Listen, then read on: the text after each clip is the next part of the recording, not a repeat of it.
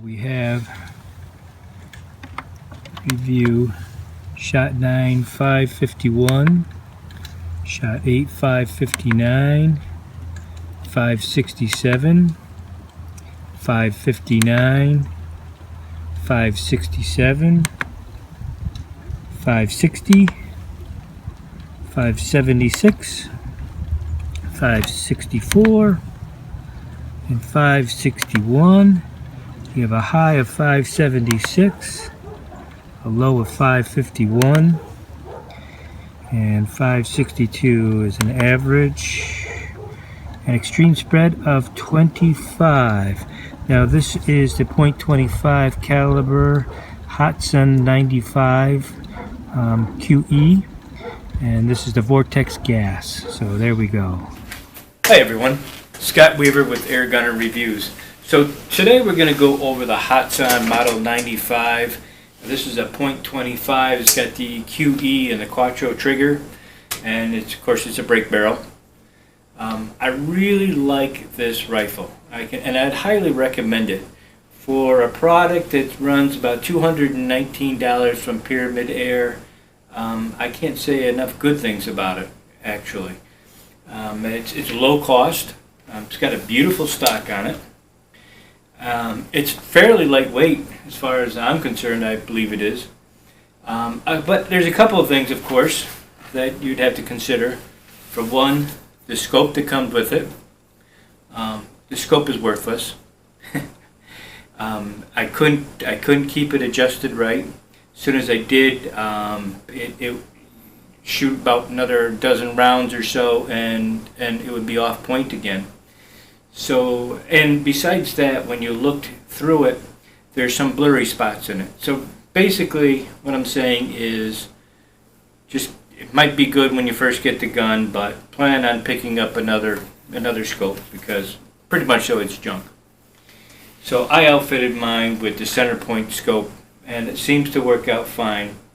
But there's a couple of points that you should know. Is it does come with a stop for your scope, the scope stop right there, and it usually fits in the groove, the dovetail groove here. I've removed mine because when it's on, it sits about here on the gun, which makes the scope go back farther. And boy, you really had to kind of move in to see.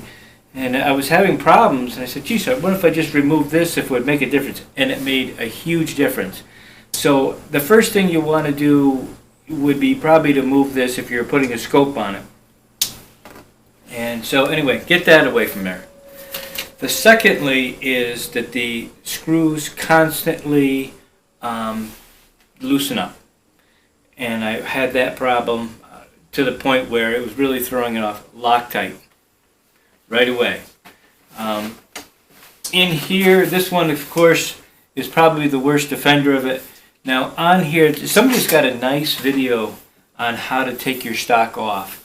And you back this screw out, and then you take a very large flat-headed screwdriver, and you put it in there, and you remove the secondary screw, and then you can put some Loctite and put it all back together.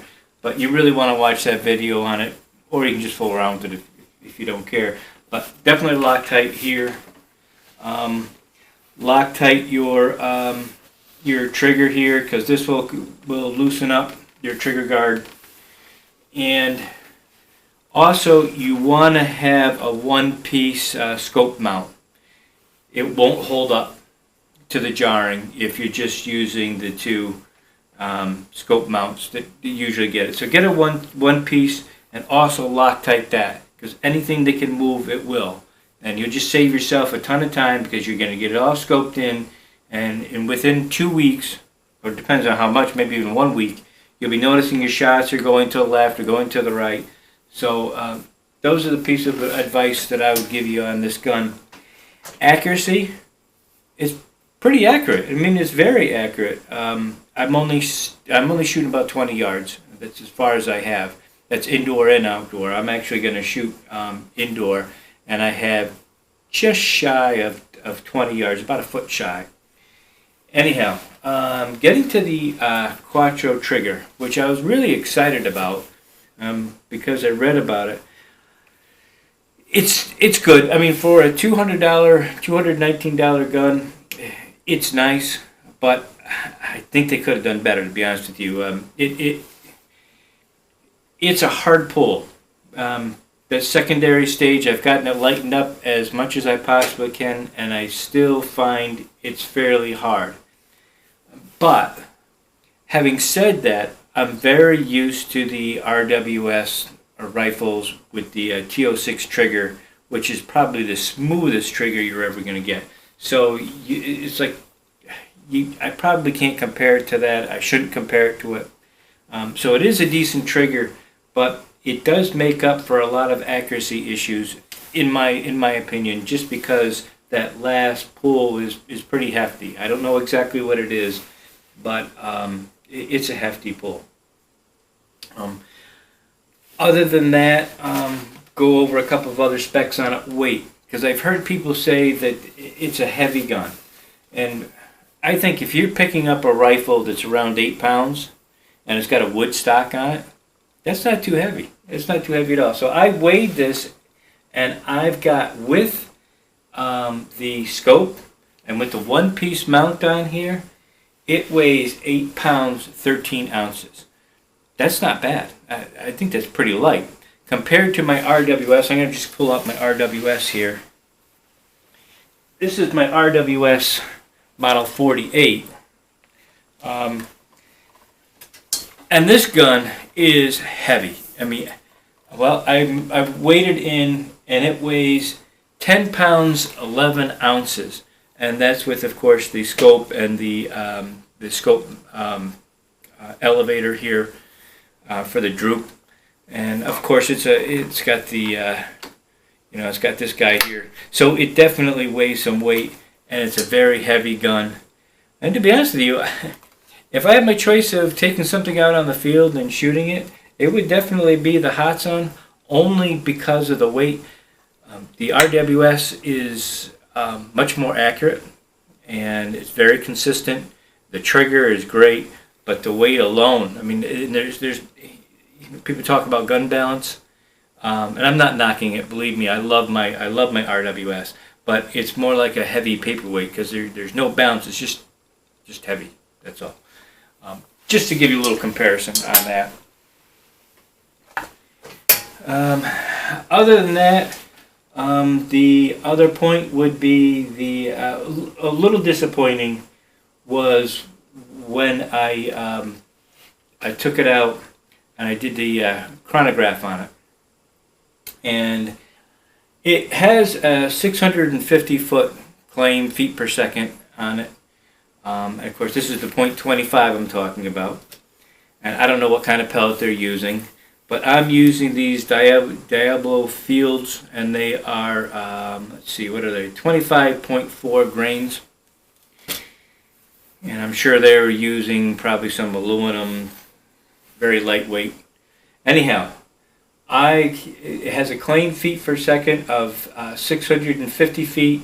I'm coming out, average was 562 feet per second. And so that's a 88 foot per second difference from their claim. I'm saying that I chronographed this after shooting about 1,000 pellets through it. So that's, I didn't do it right away. Probably if I did it right way with the dieseling and this and that, I might have gotten close to it. But after shooting about 1,000 pellets, that's what I got out of it. So that was just a little disappointing. But it still hits real hard. I mean, you're talking about a pretty good sized pellet. And I really do like the .25. I didn't think I was going to, but it's accurate, and it really does. It has quite a wallop to it. But I wouldn't say you could take it out 40 yards and kill a small animal with it. I would say tops probably 30 yards on it. Anyhow, so we're going to go over the accuracy on it. I'm shooting indoor, and I'm actually shooting, because it's wintertime. I'm upstate New York. Probably have 18 inches to 2 feet of snow out there, and it's about 30 degrees. I don't feel like shooting outside today. Anyhow, so I'm shooting through here, and I'm just going to take a walk with it so we can show you exactly. And it's just under 20 yards. Let's just take a walk. So here we have it here. And we're going to come through here. This is just a sewing room. See, you got a little blur action going here. I was hoping I was going to catch up with it. I apologize for the blur. I don't know why it's so blurry. Anyhow, that's where we're going to be at. Oh, there we go. Now the blurring clears up.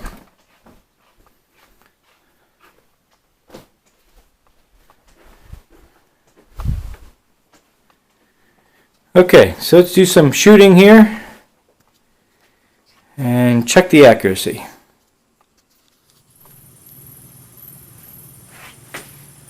Okay, let's throw some pellets down range and check for accuracy.